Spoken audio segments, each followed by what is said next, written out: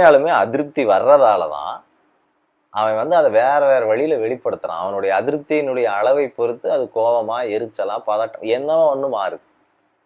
அவ்வளவு தூரம் அதிருப்தியானது வேலை செய்யுது. அப்படியே மாற ஆப்போசிட்ல யோசிச்சோம்னா, எல்லா வகையான கிரியேட்டிவிட்டி, எல்லா வகையான எக்ஸ்பிரஷன், ஆர்டிஸ்டிக் ஐடியாஸ், ஒரு பெரிய